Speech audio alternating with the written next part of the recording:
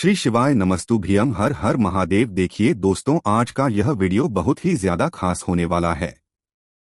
देखिए, हम सभी को पता है कि अभी 16 श्राद्ध के पावन दिन चल रहे हैं और इन पवित्र दिनों में हमें पितरों के लिए कुछ ना कुछ उपाय जरूर करने चाहिए, जिससे कि हमारे जो पितृ हैं वह हमसे प्रसन्न हो जाएं और हमें सुख समृद्धि का आशीर्वाद देकर के जाएं। देखिए, आज के इस वीडियो में हम आपको पितृपक्ष में किए जाने वाले 3 बहुत ही चमत्कारी उपाय बताने वाले हैं। देखिए, कल बुधवार का दिन भी है, तो बुधवार के दिन भी आप ये उपाय कर सकते हैं, या फिर पितृपक्ष के जो शेष दिन बचे हैं उनमें भी आप ये उपाय कर सकते हैं। तो आज के इस पूरे वीडियो में हम आपको 3 बहुत ही सुंदर से उपायों के बारे में बताने वाले हैं। पहला जो उपाय है, आपको मात्र 7 दूर्वा घास से करना है, जिससे आपके जो पितृ हैं वो प्रसन्न होंगे।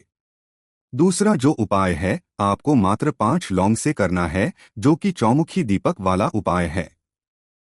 तीसरा जो उपाय है, आपको मात्र कच्चे दूध की कुछ बूंदें इस पेड़ की में गिरा देना है और आपके पितृ दोष दूर हो जाएंगे।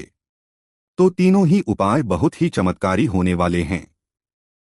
देखिए, ये तीनों ही उपाय पूज्य गुरुदेव पंडित प्रदीप जी मिश्रा की ही कथा को सुनकर के और समझ करके ही आपको समझाने का पूरा प्रयास करूंगा। लेकिन उससे पहले आप सभी से एक निवेदन है कि चैनल पर पहली बार आए हैं तो चैनल को जरूर सब्सक्राइब करें और कमेंट में ओम नमः शिवाय जरूर लिखें। देखिए, पहला उपाय, यदि आपके घर में कोई भी व्यक्ति बहुत ही समय से बीमार चल रहा है तो यह उपाय विशेषकर उनके लिए है। यदि आपके घर के बच्चे पढ़ाई लिखाई में बिल्कुल ही कमजोर हैं तो यह उपाय आप कर सकते हैं। यानी कि पितृ की वजह से आपके घर में रोग है, पितृ दोष की वजह से आपके घर में रोग हैं। देखिए, पितृ को यदि हम समय समय पर याद नहीं करते हैं तो हमारे घर में कई प्रकार की समस्याएं चलती रहती हैं। तो हमें पितृ को याद करना चाहिए, जिससे हमारे घर में जो भी गलत चीजें हो रही हैं वह सभी दूर हो जाएं।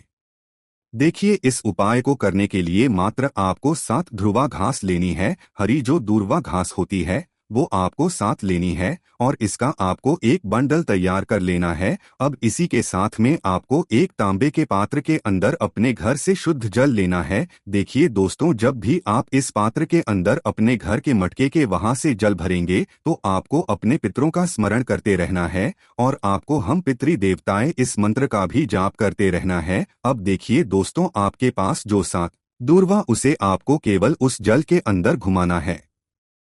जल के अंदर आप जब भी इससे दूर्वा घास के बंडल को घुमाएंगे तो आपको ओम पितृ देवताएं इस मंत्र का लगातार जाप करते रहना है। देखिए, ये जो आप दूर्वा घास उस पात्र के अंदर घुमाएंगे तो ये आपको अपने घर पर ही घुमा लेना है। अब दोस्तों, इस पात्र को और दूर्वा घास के बंडल को लेकर के सीधे आपको पहुंच जाना है भगवान शिव के मंदिर में। देखिए दोस्तों, भगवान शिव के मंदिर में पहुंचने के बाद उस पात्र के अंदर जो अपने 7 दूर्वा घास, सबसे पहले तो उन्हें आपको बाहर निकाल लेना है। अब यह जो जल है दूर्वा घास से युक्त हो चुका है, तो इस दूर्वा से युक्त जल को आपको भगवान शिव के शिवलिंग पर समर्पित कर देना है। श्री शिवाय नमस्तु ब्रह्मा इस मंत्र का जाप करते हुए और ओम पितृ देवताय नमः इस मंत्र का जाप करते हुए देखिए आपको प्रार्थना करनी है कि जो हमारे पितृदोष है वह दूर हो। देखिए दोस्तों, यदि यह उपाय आप अपने बच्चों के लिए कर रहे हैं तो आप अपने बच्चों से भी घास उस पात्र के अंदर डलवा सकते हो, या फिर यदि आपके बच्चे स्वयं भी इस उपाय को करना चाहते हैं, बुद्धि, ज्ञान, विवेक की प्राप्ति और पितृ को प्रसन्न करने के लिए, तो वह स्वयं भी इस उपाय को कर सकते हैं। देखिए, जल समर्पित करने के बाद आपको प्रार्थना करनी है कि पितृ दोष दूर हो, पितृ दोष जो है वह पितृ आशीर्वाद में बदल जाए। अब दोस्तों, आपके पास जो दूर्वा घास का बंडल है जिससे आपने पात्र के अंदर से निकाला था, तो इससे दूर्वा घास को आप किसी भी देव वृक्ष के नीचे रख सकते हैं। यदि आप पीपल के नीचे रखना चाहते तो पीपल के नीचे रख सकते हैं, वट वृक्ष के नीचे भी आप रख सकते हैं, यानी कि बरगद के पेड़ के नीचे भी रख सकते हैं, या फिर बेलपत्र के नीचे भी आप इससे दूर्वा घास को रख सकते हैं। दक्षिण दिशा की तरफ आपको अपना मुख रखना है और 3 वृक्षों में से आपको किसी भी एक वृक्ष के नीचे धुर्वा घास का भंडार रख करके आ जाना है। बस इतना सा उपाय आपको करना है। आपका जो पितृ दोष है वह पितृ आशीर्वाद में बदलेगा। तो आप यह उपाय रोग मुक्ति के लिए और बुद्धि, ज्ञान और विवेक की प्राप्ति के लिए कर सकते हैं। देखिए दोस्तों, अब हम करते हैं दूसरे उपाय की, जो कि पितृपक्ष में सभी को करना चाहिए। देखिए, यह उपाय इतना खास है कि आपके घर से पितृ दोष को तो दूर करेगा ही साथ चारों दिशाओं में यदि आपके कोई शत्रु बाधा है, कोई भी आपके बारे में गलत सोचता है, कोई भी आपके बारे में विपरीत दृष्टि रखता है, तो उनका भी इसके माध्यम से सही होने वाला है। देखिए, यह उपाय इसीलिए खास होने वाला है क्योंकि यह उपाय आपको मात्र 5 फूल वाले लोग से करना है। विशेषकर तांत्रिक विधि से आपको यह उपाय, आपकी जितनी भी नकारात्मक ऊर्जाएं हैं, इस उपाय के माध्यम से वह सभी दूर होंगी, और यदि हमारे ऊपर किसी भी प्रकार की ऊपरी बाधा भी आ जाती है तो वह भी इस उपाय के माध्यम से दूर हो जाती है। देखिए, इस उपाय को करने के लिए आपको अपने घर में एक आटे का दीपक बनाना है। देखिए, यह उपाय आप 14 अक्टूबर से पहले किसी भी दिन कर सकते हैं, तो आप यह उपाय कल भी कर सकते हैं या फिर आने वाली विशेष स्थितियों पर भी कर सकते हैं। तो पितृपक्ष में एक बार यह उपाय सभी को करना है। दोस्तों, आपको एक आटे का दीपक लेना है। दीपक के अंदर आपको चौमुखी यानी कि 4 बातियों का प्रयोग करना है। अब दोस्तों, इस दीपक के अंदर आपको गौ माता का शुद्ध घी डालना है। यदि आप तिल के तेल का प्रयोग करना चाहते हैं तो उसे भी आप प्रयोग कर सकते हैं। अब इसी के साथ में आपको 5 फूल वाली लौंग लेनी है। देखिए, लौंग जो है कहीं से भी खंडित नहीं होनी चाहिए। देखिए, ये उपाय आपको करना है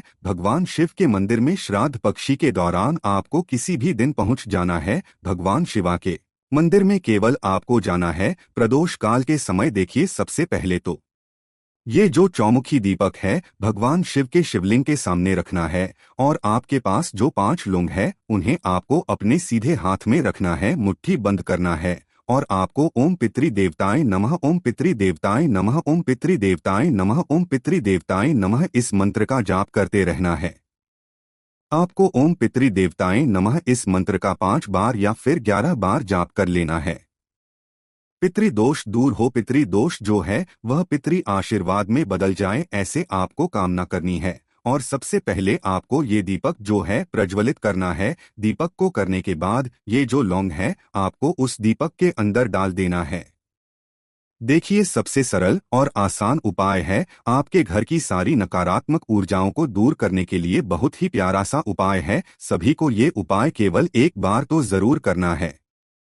श्राद्ध पक्ष के कुछ ही दिन शेष है, तो ये उपाय आपको जरूर करना है इन विशेष स्थितियों में। अब दोस्तों, हम जान लेते हैं तीसरे और अंतिम उपाय के बारे में। मात्र आपको 3 बूंद कच्चे दूध की इन वृक्षों के नीचे गिरा देना है, और आपके जो पितृ हैं वो प्रसन्न होकर के आपको आशीर्वाद, और आपके जितने भी पितृदोष हैं वह दूर हो जाएंगे। तो यह उपाय भी आप पितृपक्ष में श्राद्ध पक्ष की इन कुछ विशेष तिथियों में कर सकते हैं। 14 अक्टूबर से पहले या फिर 14 अक्टूबर के दिन भी आप यह उपाय कर सकते हैं। देखिए दोस्तों, इस उपाय को करने के लिए आपको मात्र एक स्टील का पात्र लेना है, उसमें आपको शुद्ध जल डालना है, और 2 से 3 बूंदें आपको कच्चे दूध की उस पात्र के अंदर डाल देनी है। अब इस पात्र को लेकर के आपको सबसे पहले पहुंच जाना है पीपल के वृक्ष के, वहां पर थोड़ा सा जल पीपल के वृक्ष की जड़ में समर्पित करना है, और आपको ओम पितृ देवताएं इस मंत्र का जाप करते रहना है। फिर आपको इस जल को लेकर के पहुंच जाना है बरगद के वृक्ष के, वहां पर थोड़ा सा जल समर्पित करना है, और आपको ओम पितृ देवताएं इस मंत्र का जाप कर लेना है। फिर आपको ये जो थोड़ा सा जल और बचेगा, इसे आपको बेलपत्र के वृक्ष के वहां पर समर्पित कर देना है। ओम पितृ देवताएं इस मंत्र का जाप करते हुए, यानी कि थोड़ा थोड़ा जल आपको इन तीनों वृक्षों में समर्पित कर देना है। देखिए, यदि आपको ये वृक्ष अपने आसपास नहीं मिल पाते हैं तो केवल एक वृक्ष के नीचे भी आप ये पूरा जल समर्पित कर सकते हैं। देखिए, हमारे शास्त्र कहते हैं कि यदि पीपल के वृक्ष में आप ये जल समर्पित करते हैं तो 51,000 ब्राह्मणों को भोजन कराने का हमें फल प्राप्त होता है। तो इससे जो आपके जो पितृ है वो बहुत ही अधिक प्रसन्न होते हैं। अगर बरगद के पेड़ में आप ये जल डालते हैं तो साक्षात ब्रह्मा जी का ये रूप है, तो इससे भी आपके पितृ दोष दूर होते हैं। और बेलपत्र का जो वृक्ष है वह तो माता के आंसुओं से उत्पन्न हुआ है, तो इससे भी हमारे जो पितृ दोष हैं वह दूर होते हैं। तो इस प्रकार से तीनों वृक्षों में आप थोड़ा थोड़ा जल डाल सकते हैं या फिर आप केवल एक वृक्ष में भी यह जल डाल सकते हैं। तो दोस्तों, आज की इस वीडियो में हमने आपको 3 चमत्कारी उपाय बताए हैं पितृ को प्रसन्न करने के लिए। यदि उपाय से जुड़ा किसी भी प्रकार का सवाल रहता है तो आप हमें कमेंट में पूछ सकते हैं। उपाय को करते समय आप किसी भी प्रकार की गलती ना करें। ओम नमः शिवाय। हर हर महादेव। जय शिव शंभू।